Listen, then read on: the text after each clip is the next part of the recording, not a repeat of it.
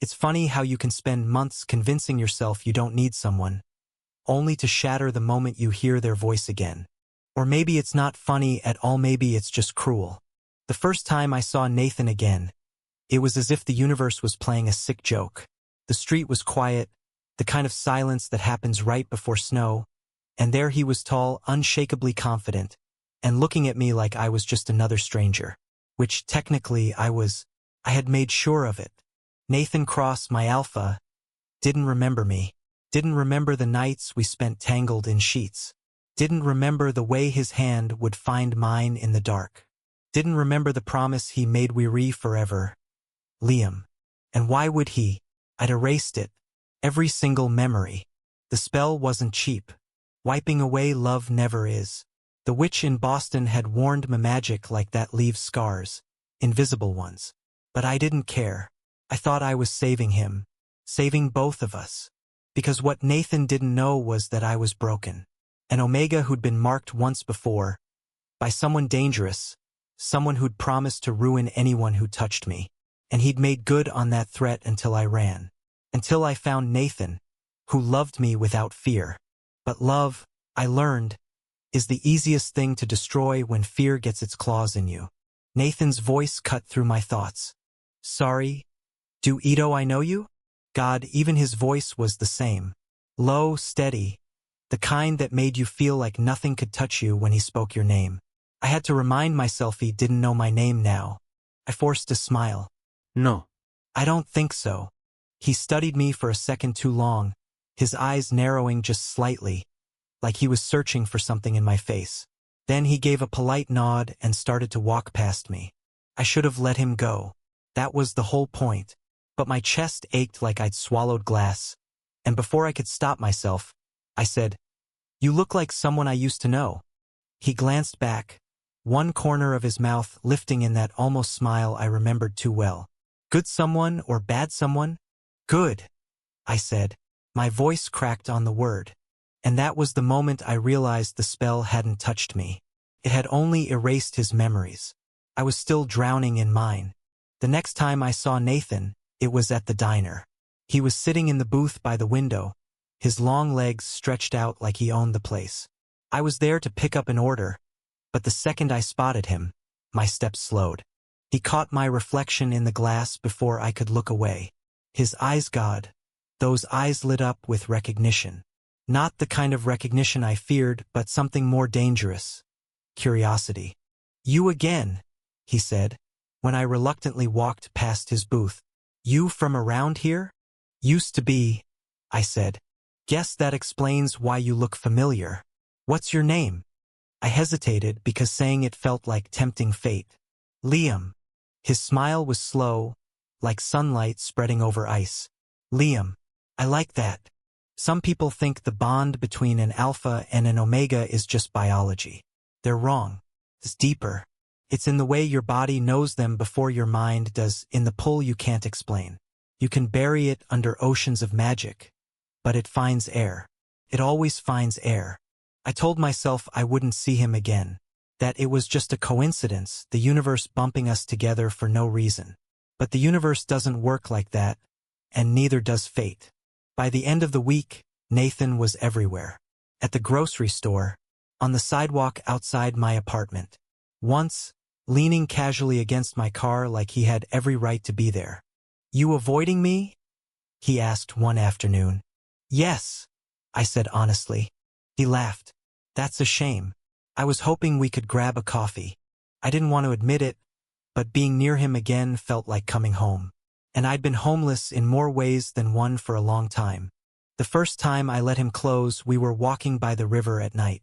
The air was crisp, our breaths clouding in the dark. He asked me about my life, and I lied through my teeth, carefully building a version of myself that didn't intersect with the truth we used to share.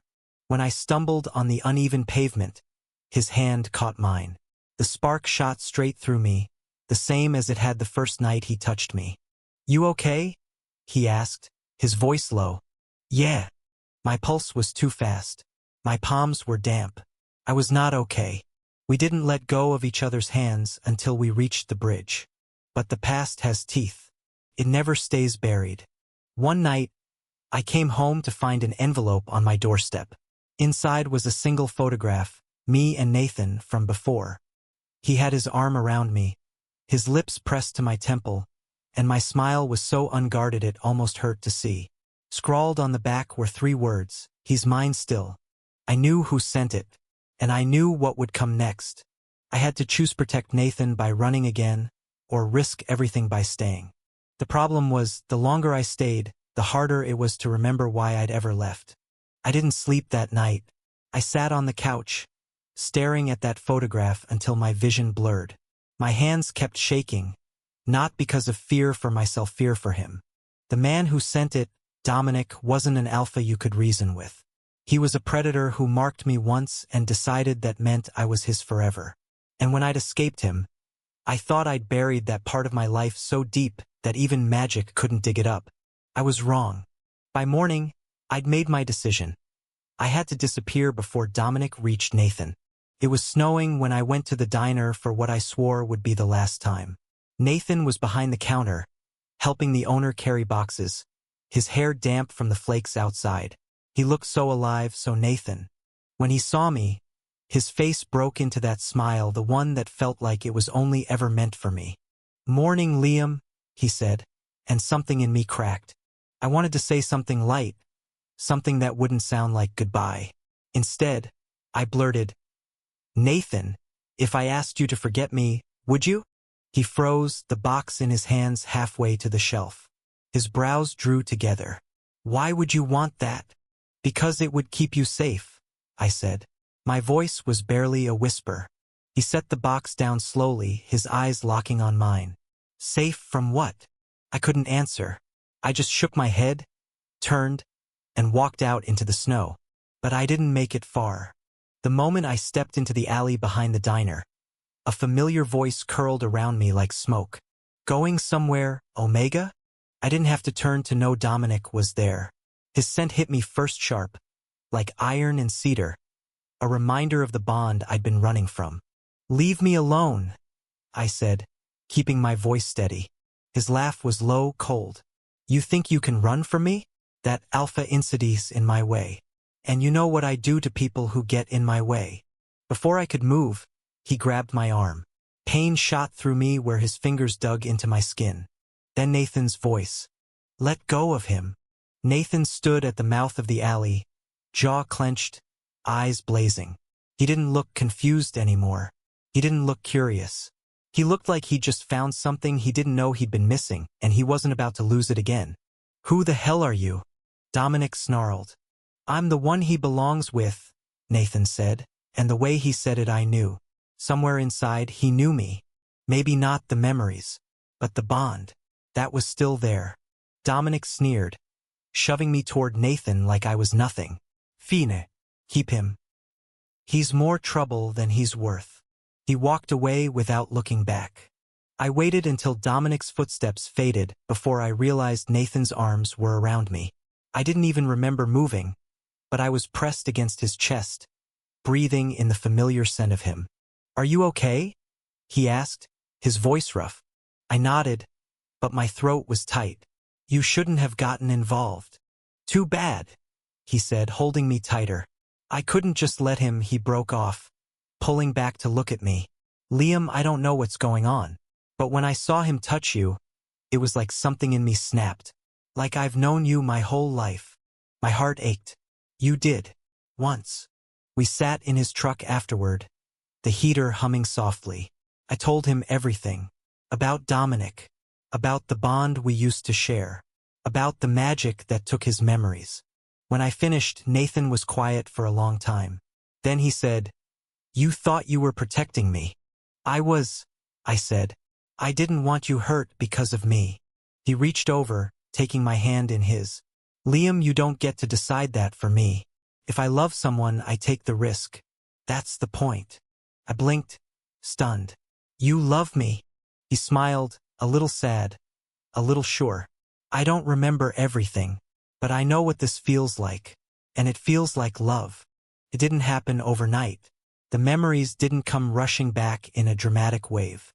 But they trickled in small flashes, moments that felt too real to be imagination. The first time we kissed. The night we lay in bed, making plans for a future we thought we'd have. And with each fragment that returned, Nathan held me like he was afraid I'd vanish again. One evening, weeks later, we stood on the same bridge where he'd first held my hand again. Snow was falling, soft and slow. "You know," he said, his breath warm against my cheek, "I think fate's stubborn. You can erase memories, change names, run halfway across the country, and it still finds a way to shove two people back together." I smiled through the ache in my chest. "Guess we didn't stand a chance, then." He cupped my face, leaning in until our foreheads touched. "Not against fate. Not against this." And when he kissed me, it felt like coming home after the longest, coldest winter. That's the thing about love. You can try to erase it, bury it under fear, push it away for the sake of safety. But if it's real, if it's the kind of love that binds two souls, it finds you again. Even if it has to break through the walls you built yourself. Even if it has to start from scratch. Even if it has to teach your heart the same name twice. Thank you for listening. If you find it interesting, please like and subscribe to follow the next stories.